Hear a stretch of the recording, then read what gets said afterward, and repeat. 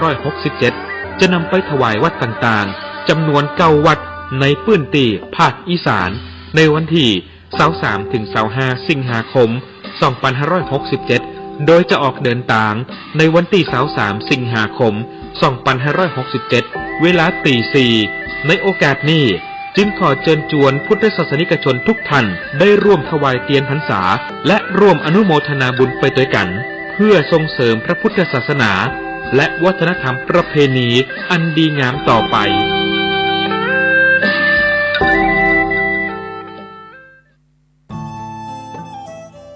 ท่านกำลังติดตามรับฟังสถานีวิทยุกระจายเสียงพระพุทธศาสนาแห่งชาติและสังคมคลื่นเพื่อการศึกษาพระพุทธศาสนาและวัฒนธรรมระบบ FM 104.5 เมกะเฮิรตซ์รายการต่อไปเป็นรายการคดีโลกคดีธรรม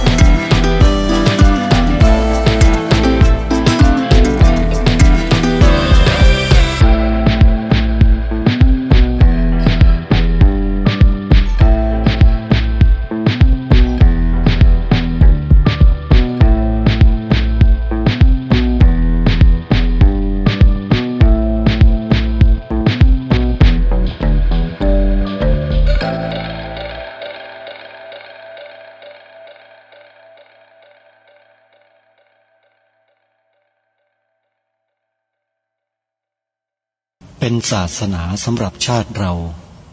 ศาสนาในสมัยนี้เป็นของที่แยกจากชาติไม่ได้เป็นความจำเป็นที่เราทั้งหลายผู้เป็นไทยจะต้องมั่นคงอยู่ในศาสนาพระพุทธซึ่งเป็นศาสนาสำหรับชาติเราพระพุทธศาสนาก็ดีหรือศาสนาใดก็ดีที่ตั้งมั่นอยู่ได้ก็ด้วยความมั่นคงของผู้เลื่อมใสตั้งใจที่จะรักษาและข้าพเจ้าพูดทั้งนี้ก็เพื่อชักชวนท่านทั้งหลายอย่างเป็นเพื่อนไทย และเพื่อนพุทธศาสนิกชนด้วยกันทั้งนั้นเพื่อความมั่นคงแห่งพระพุทธศาสนาข้าพเจ้ารู้สึกว่าได้ทำหน้าที่สมควรแก่อุปถัมภ์พระพุทธศาสนาเราจะตั้งใจรักษาศาสนาของเราด้วยชีวิตและถ้าท่านตั้งใจจะช่วยข้าพเจ้าในกิจอันใหญ่นี้แล้วก็จะเป็นที่พอใจข้าพเจ้าเป็นอันมากเพราะฉะนั้นเป็นหน้าที่ของเราทั้งหลายที่จะช่วยกันบำรุงรักษาพระพุทธศาสนาอย่าให้เสื่อมสูญไปการที่จะบำรุงพระพุทธศาสนาเราต้องรู้สึกก่อนว่าหลักของพระพุทธศาสนาคืออะไรเราจะถือว่าเราเป็นไทยด้วยกันหมดเราจะต้องรักษาความเป็นไทยของเราให้ยั่งยืนเราจะต้องรักษาพระพุทธศาสนาให้ถาวรวัฒนาการอย่างที่เป็นมาแล้วหลายชั่วโคตรของเราทั้งหลายพระบรมราโชวาทของพระบาทสมเด็จพระมงกุฎเกล้าเจ้าอยู่หัวรัชกาลที่ 6พระบรมราโชวาทก็ดีพระราชนิพนธ์ก็ดีหรือพระบรมราชโองการของพระมหากษัตริย์ถือเป็นบทบัญญัติแห่งกฎหมายทั้งหมดทั้งสิ้นการบัญญัติให้พระพุทธศาสนาเป็นศาสนาประจำชาติไทยไว้ในรัฐธรรมนูญจึงเป็นสิ่งที่ถูกต้องทั้งกฎหมายและทางโบราณราชประเพณีการบัญญัติให้พระพุทธศาสนาเป็นศาสนาประจำชาติไทยไว้ในรัฐธรรมนูญย่อมเป็นหลักค้ำประกันให้กับประชาชนคนไทยว่าตนได้ปฏิบัติตามกฎหมายอย่างแท้จริงการบัญญัติให้พระพุทธศาสนาเป็นศาสนาประจำชาติไทยไว้ในรัฐธรรมนูญมิได้เป็นการลิดรอนสิทธิเสรีภาพของผู้ใดแต่เป็นการยืนยันความจริงตามกฎหมายและประวัติศาสตร์ชาติไทยการบัญญัติให้พระพุทธศาสนาเป็นศาสนาประจำชาติไทยไว้ในรัฐธรรมนูญจะทำให้พระพุทธศาสนาได้รับการอุปถัมภ์และคุ้มครองจากรัฐดุจเดียวกันกับที่องค์พระมหากษัตริย์ทรงกระทำมาการบัญญัติให้พระพุทธศาสนาเป็นศาสนาประจำชาติไทยไว้ในรัฐธรรมนูญจะป้องกันพระพุทธศาสนาไม่ให้ถูกลัทธินิกายนอกศาสนากระทำการใดๆได้ด้วยอุบายต่างๆนานาการบัญญัติให้พระพุทธศาสนาเป็นศาสนาประจำชาติไทยไว้ในรัฐธรรมนูญจะทำให้สังคมไทยมีแต่ความสุขร่มเย็นเป็นธรรมทั้งต่อคนศาสนาอื่นและคนสัญชาติอื่นได้อย่างแท้จริงแต่ถ้าไม่บัญญัติให้พระพุทธศาสนาเป็นศาสนาประจำชาติไทยไว้ในรัฐธรรมนูญในอนาคตประเทศไทยจะต้องตกอยู่ในสถานะเดียวกันกับพื้นที่3 จังหวัดชายแดนภาคใต้อย่างแน่นอน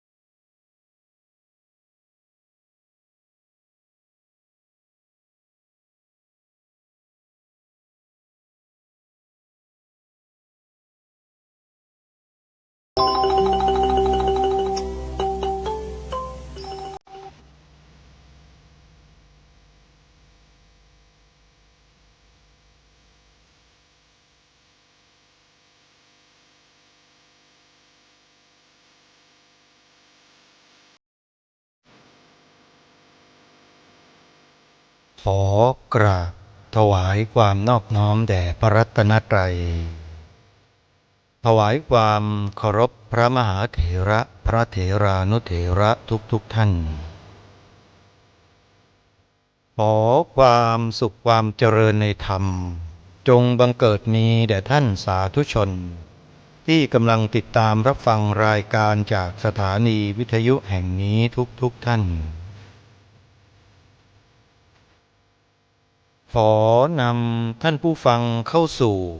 รายการคดีโลกคดีธรรม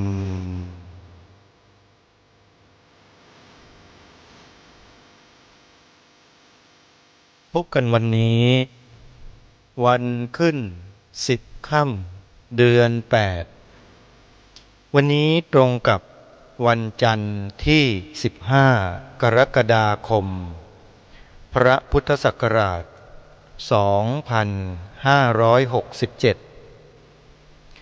รายการคดีโลกคดีธรรมมาพบกับสาธุชนเป็นปกติทุกวันจันทร์ถึงวันศุกร์และวันเสาร์อาทิตย์ทางสถานีวิทยุแห่งนี้ท่านสามารถใช้โทรศัพท์มือถือระบบ Android ดาวน์โหลดแอปพลิเคชันที่ชื่อว่าวิทยุพุทธศาสนาทั่วไทยเพื่อติดตามรับฟังรายการนี้ได้ทุกวันแอปพลิเคชันนี้มีสถานีวิทยุ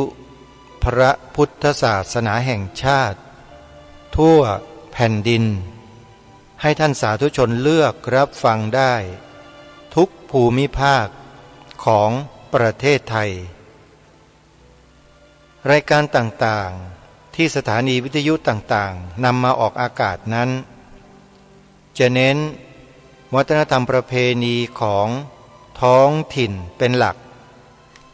ไม่ว่าจะเป็นด้านสำเนียงเสียงภาษาเรื่องบุญประเพณีพื้นบ้านท้องถิ่นตามภาคต่างๆและอื่นๆอีกมากมายแต่ถึงอย่างไรก็ตามทุกสถานีนั้นมีหัวใจร้อยเรียงด้วยสิ่งหนึ่งที่เหมือนกันทั้งหมดสิ่งนั้นก็คือหลักธรรมคำสอนในทางพระพุทธศาสนา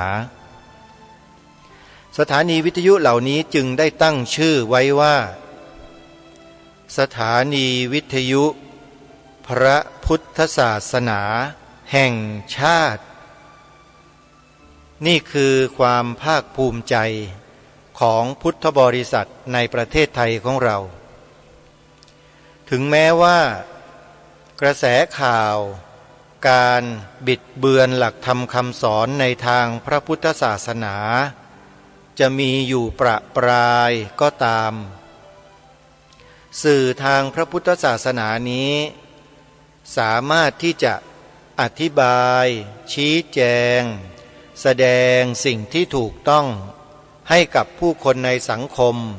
ได้ถืออย่างถูกต้องได้แล้วขจัดสิ่งที่ผิดออกไปด้วยตนเองได้อาศัยสื่อทางพระพุทธศาสนาที่มีอยู่นี้เป็นเครื่องมืออันทรงพลังและมีประสิทธิภาพที่สุดเหมือนอย่างครูบาอาจารย์ของเราที่ท่านได้แสดงได้กล่าวได้บรรยายได้ให้ความรู้ในข้อธรรมะทั้งเชิงตรรกะทั้งเชิงปรัชญาทั้งในเชิงวัฒนธรรมประเพณีทั้งในเชิงอะไรก็แล้วแต่หนีไม่พ้นหลักธรรมของพระสัมมาสัมพุทธเจ้าที่เป็นแกนหลักนั้นคืออริยสัจสี่อริยมรรคมีองค์8หรือรวมเรียกว่าหลักไตรสิกขานั่นเองเพราะฉะนั้นหลักไตรสิกขานี้เป็นหลักที่มีใช้กันอยู่อย่างดาษดื่นทั่วทุกผืนแผ่นดินไทยของเรามาช้านาน 2,000 กว่าปีแล้ว ทำให้หลักธรรมคำสอนของพระสัมมาสัมพุทธเจ้านั้นฝังแน่นอยู่ในจิตใจของผู้คนในสังคมไทยเรามาช้านานสืบสารรักษาต่อยอดกันมาโดยรุ่นต่อรุ่นรุ่นต่อรุ่นโดยมีพระภิกษุสงฆ์เป็นหลักมีสถาบันพระมหากษัตริย์ทรงเป็นองค์เอกอัครพุทธศาสนูปถัมภกตลอดมาไม่เคยขาดสายเลยนี่คือความโชคดีของพวกเราคนไทยที่บรรพบุรุษบรรพชนเราได้สืบสารรักษาต่อยอดหลักธรรมคำสอนของพระสัมมาสัมพุทธเจ้ามาถึงพวกเราวันนี้ได้แต่จะมีพวกเราสักกี่คนกี่ท่านที่มองเห็นคุณค่าอันสูงส่งนี้แล้วก็ลงมือช่วยกันนำความถูกต้องออกไปเผยแพร่ให้ได้มากที่สุดเท่าที่ความสามารถของเราจะทำได้เพื่อลบล้างสิ่งที่แปลกปลอมที่ปลอมปนเข้ามาในปัจจุบันนี้อย่างที่เป็นข่าวอย่างที่มีกระแสทางสื่อโลกโซเชียลมีคนให้ความสนใจกันเยอะเกี่ยวกับการตีความในหลักธรรมคำสอนบางประการของพระพุทธศาสนาของเราเนี่ยผิดเพี้ยนอะไรล่ะที่บอกว่าผิดเพี้ยนเนี่ยถ้ากล่าวชื่อออกมาเนี่ยทุกคนจะต้องรู้เลยว่าคือเรื่องนี้เรื่องอนาคามีท่านผู้ฟังเคยรู้จักไหมว่าอนาคามีเนี่ยคืออะไรคือใครเป็นยังไงแบบไหนมีผลอะไรต่อการที่จะได้ความรู้จากอนาคามีส่วนเกี่ยวข้องอะไรกับชีวิตของพวกเราในฐานะที่เป็นชาวพุทธเกี่ยวด้วยไหมเกี่ยวโดยตรงเราก็ต้องตั้งคำถามตัวเราก่อนว่าที่เรายอมรับนับถือพระพุทธศาสนาเนี่ยยอมรับนับถือเพื่ออะไรตอบตัวเองได้ไหมนับถือศาสนาพุทธเพื่ออะไรคำถามนี้ให้ทุกท่านทุกคนหาคำตอบเองเพราะจะตอบแทนกันไม่ได้เพราะทุกคนมีเป้าหมายที่ไม่เหมือนกันทีนี้ถ้าจะถามว่าหลักธรรมคำสอนของพระสัมมาสัมพุทธเจ้าที่พระองค์ตรัสสอนเหล่าสาวกทั้งหลายทั้งปวงทั้งที่เป็นปุถุชนคนธรรมดาทั้งที่เป็นอริยบุคคลในชั้นต่างๆตรัสสอนเพื่อเป้าหมายอะไรเป้าหมายมีหนึ่งเดียวท่านวิมุตติหลุดพ้นคำว่าวิมุตติหลุดพ้นหลายคนไม่ชอบจะเกลือกกลั้วอยู่กับรูปเสียงกลิ่นรสสัมผัสยังต้องการอารมณ์ในฝ่ายต่ำเหล่านั้นกันอยู่ขออภัยนะไม่ใช่คำหยาบนะท่านเป็นคำตรัสของพระสัมมาสัมพุทธเจ้าอารมณ์ฝ่ายต่ำนะอารมณ์ฝ่ายต่ำในที่นี้ท่านใช้คำว่าหีนะคืออารมณ์ฝ่ายเลวถ้าใครไปหมกมุ่นอยู่ต่อเนื่องหลงไหลเคลิบเคลิ้มก็มีแต่จะทำให้ชีวิตตกต่ำไปถึงอบายภูมิได้ทุกคนพอดับจากโลกนี้จุติจากโลกนี้แล้วหรือตายจากโลกนี้แล้วเนี่ยคนที่หมกมุ่นอยู่กับรูปเสียงกลิ่นรสสัมผัสที่เรียกว่ากามารมณ์ทั้งหลายอยู่เนี่ยจะไม่พ้นอบายภูมิส่วนมากนะส่วนมากเลยไม่เคยพ้นเลย ไปอยู่ไม่ชั้นใดก็ชั้นหนึ่งเป็นภูมิที่ไม่มีความสบายอปายะนี่แปลว่าไม่สบายสัตว์เดรัจฉานสบายไหมโยมเปรตสบายไหมโยมอสุรกายสบายไหมสัตว์นรกสบายไหมโยมพระพุทธเจ้าจึงตรัสเรียกชื่อภูมิเหล่านี้ว่าอบายภูมิคือที่อยู่ของสัตว์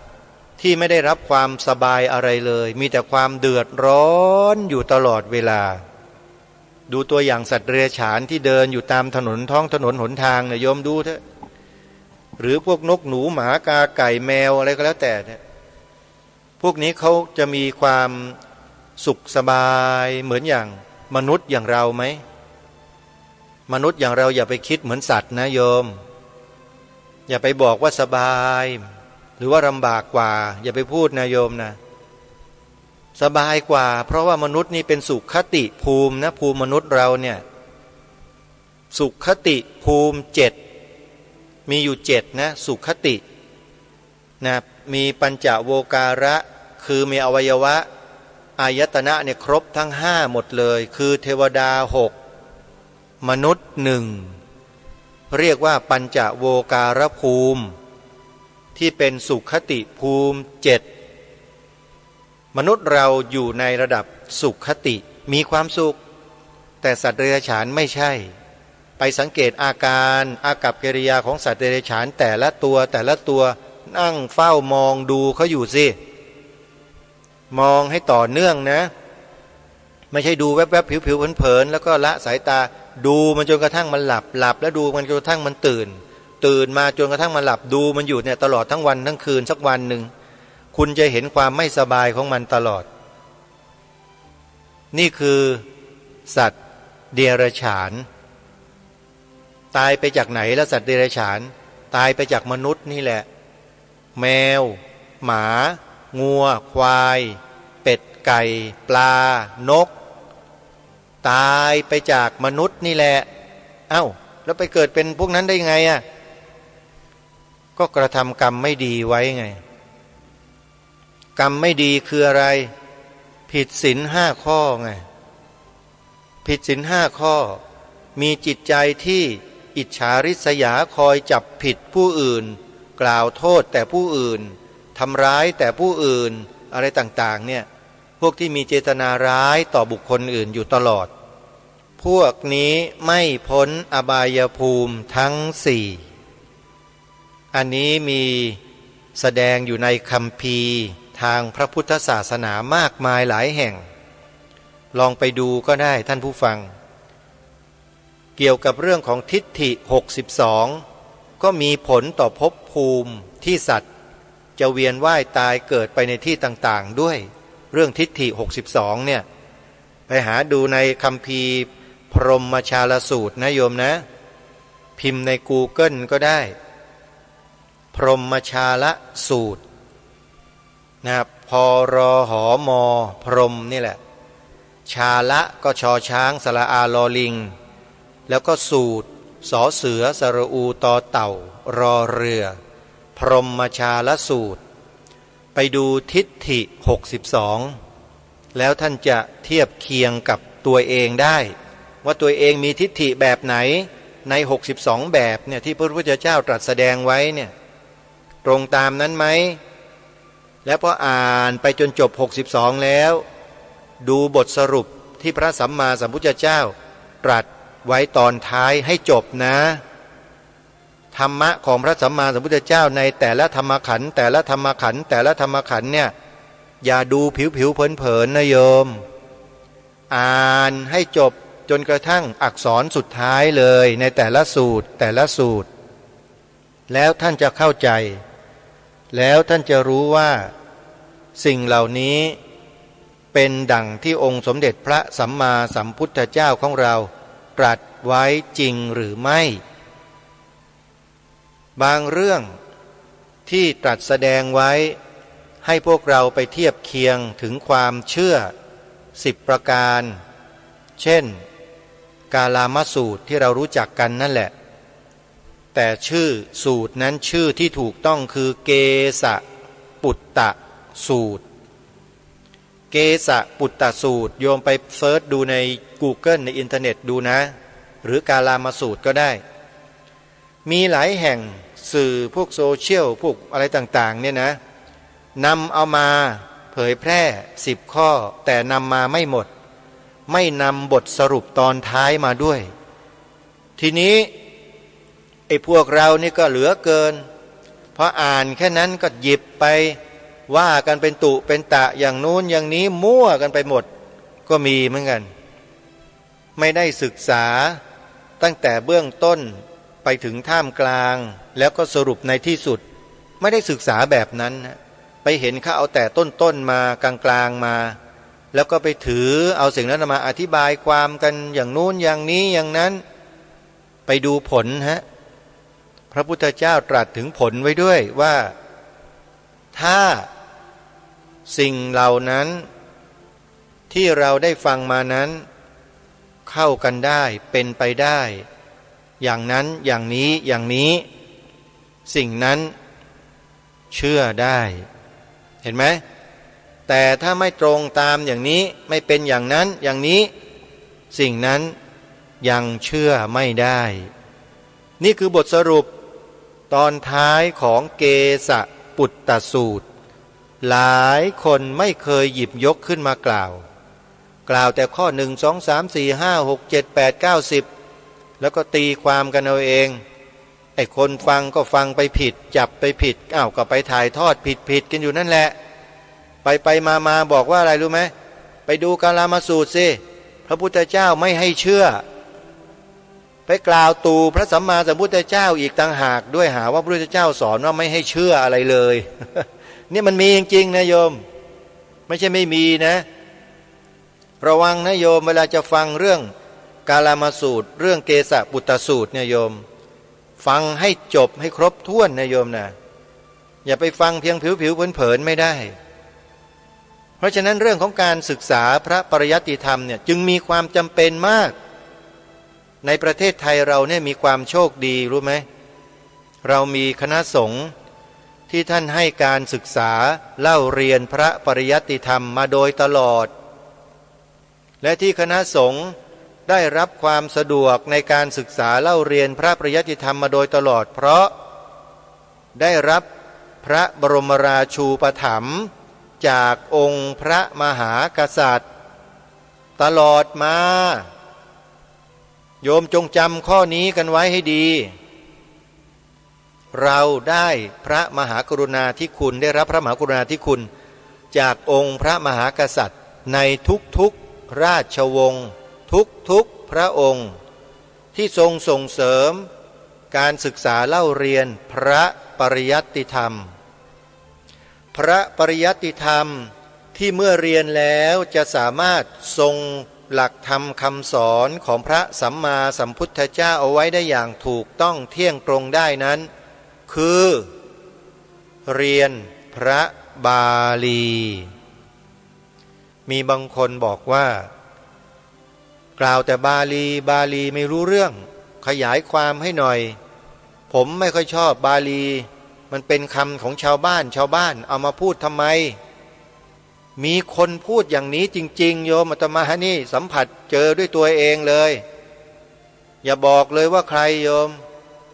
บอกแล้วเสียชื่อนักวิชาการหมดนะมีจริงๆอาตมามีพยานเยอะนะข้อความที่เขาเขียนมาลงมาในไลน์กลุ่มที่รู้จักกันอยู่เขียนมาเต็มเลยบอกว่าบาลีเนี่ยเป็นภาษาชาวบ้านนะไม่ใช่คำสอนของพระพุทธเจ้าอย่างนู้นอย่างนี้โอ้ฟังแล้วสลดใจคนระดับนี้นะไม่น่าเชื่อเลยว่าจะมีความคิดแบบนี้นะแต่ปากก็พูดธรรมะนะพูดอย่างนู้นพูดอย่างนี้สติปัฏฐานสี่อย่างนั้นอย่างนี้อย่างนู้นอย่างนั้นไปมากล่าวโจมตีพระบาลีโยมภาษาบาลีขออภัยไม่ใช่พระบาลีกล่าวโจมตีภาษาบาลีว่าเป็นภาษาต่ำเป็นภาษาชาวบ้านเอามาพูดทำไมเอามากล่าวทำไมอะไรอย่างนู้นอย่างนี้ อาตมาก็เลยส่งข้อความเข้าไปให้อ่านเท่านั้นแหละโยมเชื่อไหมนอนไม่หลับ3 วัน 3 คืนจนป่วยนี่แหละเพราะความเห็นผิดและความเข้าใจผิดของคนเพราะอะไรไม่ศึกษาเรียนรู้ให้เข้าใจอย่างท่องแท้เสียก่อนแล้วก็มากล่าวตูกันแบบลอยๆอย่างเนี้ยแน่นอนความผิดก็ย่อมเกิดขึ้นในใจเมื่อรู้ว่าตนเองกระทำความผิดแต่เผอิญคนคนนี้จะไม่ค่อยรู้ตัวว่าผิดนะยังคิดว่าตัวเองนั้นถูกอยู่เสมอเลยจริงๆเขาคิดว่าตัวเขาเองเนี่ยถูกอยู่เสมอเลยเพราะเขาเป็นอาจารย์สอนในมหาวิทยาลัยระดับที่สำคัญของประเทศเลยแหละคนคนนี้เป็นอาจารย์สอนนะเขาอ้างว่ามีสิทธิ์เยอะแยะเลยต้องมารู้200-300 คนเลยแล้วจบไปแล้วก็เก่งๆมีความสามารถทั้งนั้นแต่พอมาถึงภาษาบาลีอาตมาได้น้อมนำพุทธศาสนสุภาษิตสั้นๆเช่นอัตตาหิอัตโนนาโถอย่างเงี้ยเขียนลงไปเขาก็บอกว่าอย่ามาใช้บาลีภาษาต่ำๆไม่เอานะบอกให้พูดเป็นภาษาไทยอธิบายความให้มันชัดว่าอย่างนั้นนะไม่ต้องยกมาพอมาอีกครั้งหนึ่งอาตมาก็เขียนไปว่าอัตตนาโจทยัตตานังแต่ไม่แปลหรอก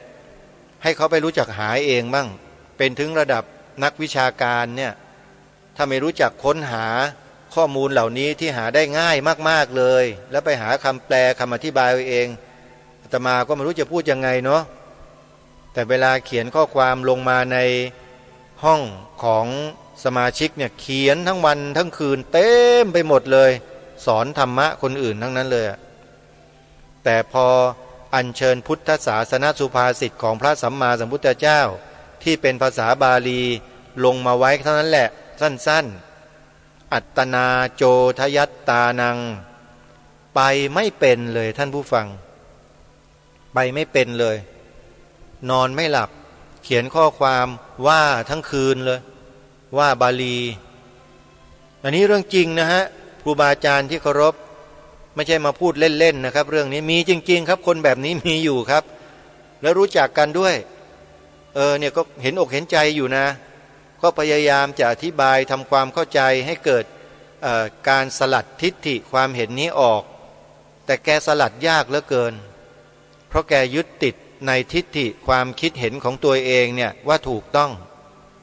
แบบนี้ก็ต้องเล่นไม้เด็ดอาตมาภาพมีไม้เด็ดส่งข้อความไปสักข้อความหนึ่งก็คิดว่าน่าจะยุติไอ้ทิฏฐิผิดหรือความเห็นผิดเช่นนั้นลงได้เคยกล่าวจาบจ้วงภาษาบาลีว่าเป็นภาษาต่ำๆต้อยๆเป็นภาษาอะไรชาวบ้านเนี่ยก็จะได้เลิกคิดเช่นนี้สักทีหนึ่งเดี๋ยวกำลังคิดอยู่ปรึกษาหารือกับเพื่อนๆสมาชิกในกลุ่มอยู่ว่าจะส่งไปให้แกอ่านดีไหมเพราะถ้าหากว่าอาจจะเมื่อแกอ่านแล้วเนี่ยแกอาจจะละทิฏฐิลงซะเดี๋ยวนั้นเลยก็ได้แต่บางท่านก็บอกว่าอย่าเลยท่านมันจะเป็นการทำร้ายแกอายุมากแล้วเดี๋ยวแกไปผูกคอตายแล้วยุ่งเลยว่างั้นน้อยเนื้อต่ำใจคำพูดนี้คำตักเตือนนี้ก็ดีก็เลยคิดว่ายังไม่ต้องส่งดีกว่าเพราะถ้าส่งไปแล้วเดี๋ยวแกรับไม่ได้เพราะแกไม่ศึกษาให้รู้ไงหาว่าบาลีเนี่ยไม่ควรนำมาเผยแพร่บ้างอะไรบ้างต่างๆเป็นภาษาต่ำภาษาชาวบ้านอะไรเนี่ยก็เดี๋ยวจะค่อยๆพูดค่อยๆคุยก็คิดว่าอย่างน้อยๆเนี่ยเขาก็สั่งสมบารมีมาทางด้านธรรมะอยู่พอสมควรเพราะว่าคำอธิบายการอธิบายความอธิบายธรรมะที่เขาได้กล่าวได้แสดงออกมาผ่านข้อความจำนวนมากมายมหาศาลที่สุดในโลกเท่าที่เคยมีมาเนี่ยนะอ่านอยู่กันไม่หวัดไม่ไหวทั้งคืนเลยเขียนทั้งคืนเขียนกันได้ทั้งคืนแกเขียนเพื่อตอบโต้บาลีประโยคสั้นๆนี่แหละอาตมาเขียนไปแค่บรรทัดเดียวสั้นๆนะฮะแต่แกเขียนไม่หยุดเลยทั้งคืนเลยจนกระทั่งแกต้องเข้าโรงพยาบาลเพราะอดนอน นะคนอายุมากนะสมองเปลืองปัญญาเยอะนะเป็นอาจารย์สอนนักศึกษาเยอะแยะเลยจบหลักสูตรดีๆเก่งๆทั้งนั้นระดับแนวหน้าของประเทศนั้นน่ะไม่ธรรมดานะโยมคนคนนี้ที่ว่าถึงที่กล่าวถึงเนี่ยแต่ก็ไม่เป็นไรยังไงก็ตามเดี๋ยวก็ต้องพยายามที่จะช่วยให้เกิดความเข้าใจที่ถูกต้องให้ได้แล้วก็ให้เห็นคุณค่าเห็นประโยชน์ของภาษาบาลีว่าภาษาบาลีนั้นดียังไงมีประโยชน์อย่างไรค่อยๆพูดทีละเล็กทีละน้อยคือเวลาพูดกับท่านเนี่ยหรือกับคนคนนี้นะโยมนะพูดแล้ว1 คำแกตอบ100 คำพระพูด2 คำแกตอบ200 คำฮะอันนี้เรื่องจริงนะเนี่ยไม่ได้พูดเล่นนะฮะคือต้องฟังแกอย่างเดียวอ่ะเนี่ยลักษณะอย่างเงี้ยแก้ไหวไหมล่ะโยมคิดว่าแก้ไหวไหมถ้าโยมมาแก้ให้อาตมาแทนหน่อยแทนอาตมาหน่อยสินะแกเก่งนะอธิบายเรื่องสติปัฏฐาน4เรื่องลมหายใจเข้าออกแกเก่งฮะแต่พอพิมพ์ภาษาบาลีไปให้อ่านแกไม่ชอบไม่รู้แกสร้างกุศลผลกรรมอะไรกันมาผสมผสานปนเปกันมาแบบไหนก็ไม่ทราบเหมือนกันพอเห็นภาษาบาลีนะแกไม่ค่อยชอบแต่เรากลับมีความชื่นชอบภาษาบาลีเพราะภาษาบาลีเป็นภาษาที่สละสลวยมากแล้วอมความที่ลึกซึ้งคัมภีรภาพซึ่งเป็นหลักธรรมคำสอนของพระสัมมาสัมพุทธเจ้าไว้อย่างยอดเยี่ยมที่สุดในโลกคือภาษาบาลีภาษาอื่นเก็บความที่เป็นคำสอนของพระพุทธเจ้าไว้ไม่ได้สักภาษาหนึ่งเลยในโลกนะเก็บไม่ได้ฮะภาษาที่จะฉกาจฉกันแค่ไหนก็เก็บไม่ได้ภาษาอังกฤษภาษาลาตินเก็บไม่ได้ฮะสู้บาลีไม่ได้แม้แต่ภาษาไทยเองเนี่ยก็ทำให้บาลีภาษาบาลีคำสอนพระพุทธเจ้านี่เพี้ยนไปเยอะเหมือนกันนะภาษาไทยเราเนี่ยทำไปเล่นไปนะโยมแปลคำว่าอาวุโสภาษาบาลีคำว่าอาวุโสแปลว่าผู้น้อยแต่พอมาเขียนเป็นภาษาไทยแปลว่าเป็นผู้ใหญ่เห็นไหมคนละมุมไหมล่ะลักษณะอย่างนี้ภาษาไทยเนี่ยหักมุมตรงกันข้ามกับภาษาบาลีเลยนี่คือภาษาไทยนะโยมไม่ใช่ภาษาบาลีนะแยกเอาไว้ควรแยกเอาไว้ต่างหากอย่าเอามาปะมาปนมาเกี่ยวข้องกับภาษาบาลีถ้าต้องการจะรู้ภาษาไทยอย่างแตกฉานนะวิธีการง่ายๆเรียนบาลีให้แตกฉานสิเพราะภาษาไทยเนี่ยที่เป็นภาษาไทยมาได้ทุกวันนี้เพราะอาศัยภาษาบาลีนะมาสร้างเป็นภาษาไทยทุกวันนี้บวกกับสันสกฤตบางส่วนแต่ส่วนมากจะเป็นบาลีหมดเลยอย่างชื่อของเราทั้งหลายทั้งปวงเนี่ยส่วนมากเลยเป็นบาลีทั้งนั้นนะฮะจริงๆนะอย่างเช่นอย่างชื่อสุรพลอย่างเงี้ยอย่างชื่อมาลีมาลาอย่างเงี้ยภาษาบาลีทั้งนั้นเลยเพราะฉะนั้นภาษาไทยที่สละสลวยแล้วใช้กันอยู่ในหมู่ของคนไทยเราเป็นภาษาที่ยิ่งใหญ่ภาษาหนึ่งของโลกเพราะไม่ได้ไปหยิบยืมของต่างชาติที่ไหนมาเราใช้บาลีและสันสกฤตผสมแล้วก็รวมกันเป็นภาษาไทยซึ่งหาภาษาที่ไหนในโลกเสมอเหมือนยากอันนี้เราก็ต้องช่วยกันรักษาด้วยนะภาษาไทยเนี่ยนะบาลีก็ต้องยิ่งต้องรักษาใหญ่เลยเพราะบาลีนั้นเป็นภาษาเดียวที่รักษาพระธรรมคำสอนของพระสัมมาสัมพุทธเจ้าไว้ได้ดีที่สุดในโลกประเทศไทยเรามีการศึกษาเล่าเรียนพระบาลีเป็นหลักในหมู่ของพระภิกษุสงฆ์ของเราโดยได้รับพระมหากรุณาธิคุณพระบรมราชูปถัมภ์โดยตรงทรงให้มีการศึกษาเล่าเรียนพระบาลีให้เข้มข้นให้กว้างขวางให้มากยิ่งขึ้นทุกวันนี้ท่านสาธุชนทราบหรือไม่ว่าพระบาทสมเด็จพระเจ้าอยู่หัวรัชกาลปัจจุบันของพวกเราชาวไทยเนี่ยทรงส่งเสริมการศึกษาพระบาลีอย่างมากๆเลย อย่างที่ไม่เคยมีมาก่อนทรงพระราชทานฉันพระราชทานราชทรัพย์ส่วนพระองค์ให้กับพระสงฆ์สามเณรที่ขยันหมั่นเพียรศึกษาพระบาลีอยู่ในสำนักเรียนบาลีต่างๆทั่วราชอาณาจักรนี่คือน้ำพระราชฤทัยที่ทรงเปี่ยมล้นด้วยพระมหากรุณาธิคุณเป็นล้นพ้นที่ทรงส่งเสริมพระบวรพุทธศาสนาอย่างเป็นรูปธรรมคือทรงส่งเสริมให้พระภิกษุสามเณรศึกษาเล่าเรียนพระบาลีและเรียนธรรมะอาตมาภาพและพระสงฆ์ทั่วราชอาณาจักรที่ผ่านการศึกษาเล่าเรียนพระปริยัติธรรม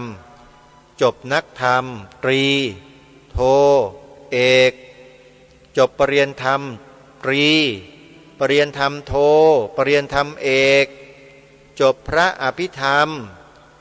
มีความภาคภูมิใจมากภูมิใจสุดๆที่ได้รับพระมหากรุณาธิคุณเป็นล้นพ้นจากองค์พระมหากษัตริย์โดยตรงโยมพระสงฆ์ในประเทศไทยทุกรูปได้รับพระมหากรุณาธิคุณจากองค์พระมหากษัตริย์โดยตรงมาโดยตลอดนะโยมนะโรงเรียนพระปริยัติธรรมก็ดีวิสุงคามสีมาก็ดีได้รับพระราชทานจากองค์พระมหากษัตริย์นะโยมนะไม่ใช่อยู่ๆก็เกิดขึ้นเองนะโยม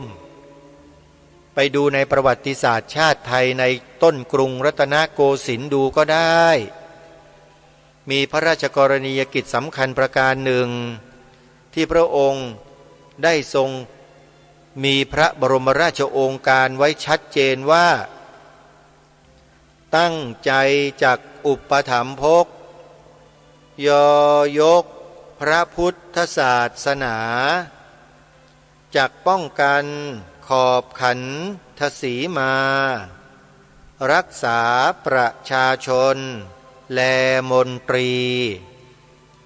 เพราะฉะนั้นพระพุทธศาสนาจึงเป็นศาสนาที่เป็นหลักของบ้านของเมือง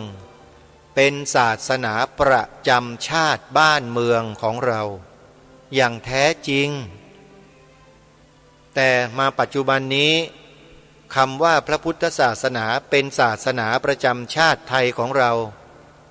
ไม่ค่อยมีใครจะสนใจแล้วรายการคดีโลกคดีธรรมจึงมากระตุ้นอยู่ทุกวันเนี่ยก็เพื่อให้สนใจกันบ้างทำไมล่ะต้องสนใจเพราะอะไรเพราะพวกเราไม่รู้ตัวว่าเราเนี่ยได้รับพระมหากรุณาธิคุณล้นเกล้าล้นกระหม่อมจากองค์พระมหากษัตริย์มากมายเพียงใดหารู้ไม่รายการก็ตอบไปแล้วอธิบายชี้แจงไปแล้วว่าทรงมีพระมหากรุณาธิคุณเป็นล้นพ้นถวายความสะดวกให้แก่เหล่าบรรดาพระภิกษุสามเณรได้ศึกษาเล่าเรียนพระปริยัติธรรมเห็นไหมและการบรรพชาการอุปสมบทก็ทรงรับไว้ในพระบรมราชูปถัมภ์ด้วยสามเณร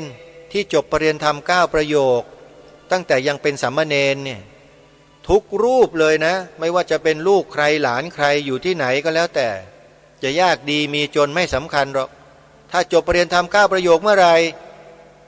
เนรรูปนั้นจะอยู่ในพระบรมราชูปถัมภ์ทันที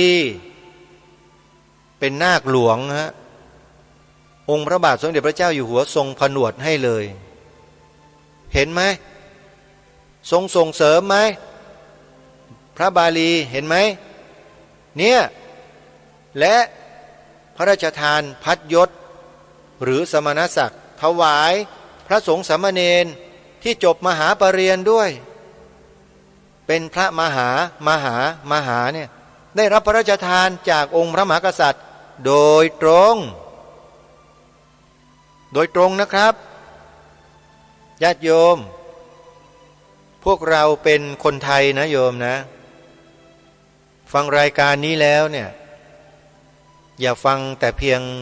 ผิวเผินฟังแต่ภาษาคำพูดแข็งอย่าไปยึดอยู่ตรงนั้นนะโยมเอาเนื้อหาสาระอาตมาภาพกำลังพูดถึงพระมหากรุณาธิคุณขององค์พระมหากษัตริย์ของเราทุกพระองค์ในทุกราชอาณาจักรของเราเนี่ย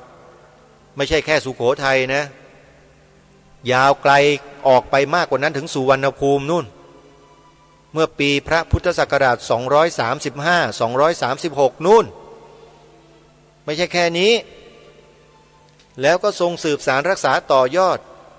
หลักธรรมคำสอนของพระสัมมาสัมพุทธเจ้ามาโดยตลอดทั่วแผ่นดินสุวรรณภูมินี้แล้วก็มาเกิดเป็นศรีวิชัยมาเกิดเป็นอาณาจักรทวารวดีอาณาจักรอะไรต่อมีอะไรโดยมีพระธรรมคำสอนพระสัมมาสัมพุทธเจ้าเนี่ยบูรณาการอยู่ในระบบการบ้านการเมืองเศรษฐกิจสังคมศาสนาวัฒนธรรมประเพณีอยู่ในผู้คนในสังคมนี้มาโดยตลอดไม่ได้ขาดศูนย์ไม่ได้ขาดหายไปไหนเลยจะมีแต่เป็นบางช่วงบางโอกาสบางตอนบางครั้งที่มีศึกสงครามที่จะต้องพุ่งรบป้องกันบ้านเมืองป้องกันพระพุทธศาสนานะบรรพบุรุษบรรพชนเราก็ต้องพากันไปทำสงครามแบบนั้นเพื่อปกป้องอาณาจักรไม่ได้ไปทำสงครามเพื่อที่จะไปเบียดเบียนใครไปทำร้ายใครหรอกโยมแต่โดนเขาทำร้ายมากกว่าแล้วเราก็ไปตีคืนมาก็แค่นั้นเองมันเป็นเรื่องของในอดีตแต่สิ่งที่จะบอกกับพวกเราก็คือว่าจะเกิดศึกสงครามจะเกิดอะไรแค่ไหนยังไงแต่ราชอาณาจักรของเราเนี่ยทุกยุคทุกสมัยนะไม่ทิ้งธรรมของพระสัมมาสัมพุทธเจ้าไม่มีทิ้งนะครับสมัยกรุงศรีอยุธยาจำได้ไหมสมัยที่พระเจ้าหลุยที่14ส่งเอกอัครราชทูตก็คือฟอลคอนมาสมานสัมพันธไมตรีแล้วก็มาทูลอัญเชิญสมเด็จพระนารายมหาราชเนี่ยให้ไปนับถือศาสนาของเขาปรากฏว่าพระเจ้าหลุยที่14เชื่อฟอลคอนทรงมีพระลิขิตเป็นจดหมายเพื่อมาทูลขอให้สมเด็จพระนารายมหาราชเปลี่ยนศาสนาโยม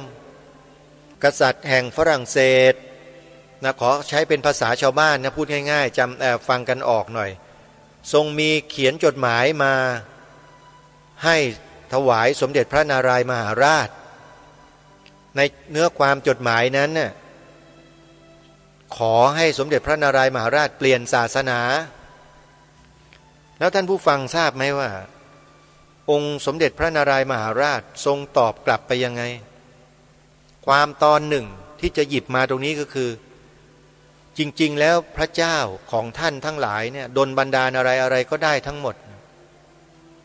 ถ้าเป็นเช่นนั้นจริงการที่ข้าพเจ้าจะเปลี่ยนศาสนาไปนับถือศาสนาของท่านนั้นก็คงจะต้องรอให้พระเจ้าท่านดลจิตดลใจของข้าพเจ้าก่อนเถอะแต่นี่พระองค์ท่านยังไม่มาดลบันดาลเลยข้าพเจ้าเลยก็ต้องนับถือศาสนาของข้าพเจ้านี้ไปก่อนดูพระอัจฉริยภาพของพระองค์ท่านสิเห็นไหมโยมดูสิฮะมหาอำนาจอันยิ่งใหญ่กำลังรออยู่เบื้องพระพักตร์ของพระองค์ท่านเพราะว่ากษัตริย์แห่งกรุงฝรั่งเศสเป็นมหาอำนาจของโลกสมัยนั้นจะพระราชทานอะไรสิ่งใดยังไงได้ทั้งหมดแต่พระองค์ท่านสมเด็จพระนารายมหาราชไม่ทรงยินยอมแล้วทรงตอบกลับไปอีกนะตอบเป็นพระลิขิตเป็นจดหมายนะกลับไปที่ถึงพระเจ้ากรุงฝรั่งเศสบอกว่าศาสนาที่ข้าพเจ้านับถือเนี่ยนับถือกันมาแต่บรรพบุรุษของข้าพเจ้าถึง 1,200 ถึง 2,229 ปีแล้วมีตัวเลขเขียนไว้นะครับในบันทึกในพงศาวดารนะครับมีนะครับได้นับถือกันมาถึง 2,229 ปีแล้วการที่จะให้ข้าพเจ้าเปลี่ยนไปนับถือศาสนาของท่านนั้นคงเป็นการยากอยู่เนี่ยฮะปฏิเสธแบบนิ่มๆนี่คือประวัติศาสตร์ของบ้านเมืองเลยที่เราจะต้องหยิบยกขึ้นมาสอนลูกบอกหลานเราว่าอย่าเปลี่ยนศาสนานะลูก องค์พระมหากษัตริย์บรรพบุชนบรรพบุรุษเราสละเลือดเนื้อชีวิตรักษาพระพุทธศาสนาให้เป็นศาสนาประจำชาติมาโดยตลอดเราเป็นประสบนิกรของพระองค์ท่านจงดำเนินรอยตามเบื้องพระยุคลบาทของพระองค์ช่วยกันรักษาสืบสารต่อยอดนับถือพระพุทธศาสนาพระรัตนตรัยนี้ตลอดไปชั่วกาลปวสานนะลูกหลานนะสอนนะพ่อแม่ปู่ย่าตายายต้องสอนลูกหลานแบบนั้นอย่ากระมิดกระเมียนอย่าเกรงอกเกรงใจมนุษย์ที่ไหนโยมไม่ต้องเกรงใจบอกสอนเขาเลยว่าให้พูดประโยคนี้พระพุทธศาสนาเป็นศาสนาประจำชาติไทยของเราพ่อแม่ปู่ย่าตายายผู้ปกครองก็ต้องพูดด้วยพูดให้ลูกหลานได้ยินบ่อยๆคุณครูสอนบอกเด็กนักเรียนให้กล่าวประโยคนี้ด้วยในโรงเรียนน่ะมีหน้าที่มีอำนาจแต่ไม่ใช้ให้เป็นประโยชน์ให้เกิดประโยชน์มันก็เสียเปล่าจริงไหมฮะเสียเวลาเปล่าและอีกหนึ่งประโยคก็คือสีขาวในธงชาติไทยหมายถึงพระพุทธศาสนาเท่านั้นถ้าเราทำกันได้นะไส้เดือนมันจะดิ้นพรวดพลาดพรวดพลาดพรวดพลาดเหมือนกับถูกขี้เถ้าร้อนๆเลยมันจะออกมาแสดงจะมีพวกไส้เดือนเนี่ยกิ้งกือเนี่ยมันออกมาแสดงตัวร้อนรนใหญ่เลยลองดูสิฮะลองให้เด็กเยาวชนนักเรียนกล่าวประโยคนี้ดูสีขาวในธงชาติไทยหมายถึงพระพุทธศาสนาเท่านั้นอาการมันจะออกนะใครออกอาการมาเนี่ยระวังตัวให้ดีนะจะถูกมองไปในทางที่ไม่ดีนะอย่าบอกให้ใครที่กำลังจะออกมาเนี่ยนี่คือบททดสอบเหมือนกันที่ดีเลยแหละทดสอบดูเถอะว่าคนไทยแท้จะมีเหลืออยู่กี่คนพวกประเภทครึ่งกลางจะมีอยู่ไหมและประเภทกลายพันธุ์ไปแล้วเนี่ยมีหรือเปล่าอะไรอย่างนี้นะฮะมันพิสูจน์ได้มันทดสอบได้หลายอย่างเลยตัวเราเองด้วยที่เป็นคนไทยเนี่ยสิ่งเนี้ยพิสูจน์ได้เลยว่าเราเป็นคนไทยหรือเปล่ายังมีความกล้าหาญเด็ดเดี่ยวอยู่ไหมนี่แหละครับไปทดสอบกันเองนะฮะทางรายการไม่สามารถที่จะไปชี้นำหรือไปบอกได้ว่าท่านจะเป็นอย่างไรหรือยังไงทุกท่านจะทราบตัวท่านเองโดยใช้2ข้อความเนี่ยพิสูจน์ได้เลยครับว่าเป็นคนไทยแท้หรือเปล่าถ้าคนไทยแท้จะกล่าวครับแล้วก็จะเผยแพร่ด้วยแต่ถ้าเป็นครึ่งกลางก็กลัวกล้านะฮะแต่ถ้ากลายพันธุ์ไปแล้วนี่คือกลัวนะแต่ว่ากล้าแบบตรงกันข้ามเลยคือต่อต้านคัดค้านเลยมันมีอย่างนี้อยู่นะไม่เชื่อลองดูนะครับพิสูจน์ได้ฮะพิสูจน์ได้เลยแล้วท่านจะรู้เองเห็นเองเอาละท่านสาธุชนวันนี้พูดมาก็เยอะเลยไม่ได้นำสาระอะไรที่เป็นประโยชน์มามอบให้กับทุกท่านเดี๋ยวไว้โอกาสต่อไปแล้วกันวันนี้เวลาหมดลงแล้วต้องขอสมมุติยุติไว้แต่เพียงเท่านี้พบกับรายการได้ใหม่ในวันต่อไปขอความสุขสวัสดีในธรรมแห่งองค์สมเด็จพระบรมศาสดาสัมมาสัมพุทธเจ้าจงปรากฏเกิดมีขึ้นในจิตใจของท่านผู้ฟังทุกท่านทุกคนเทอญขอ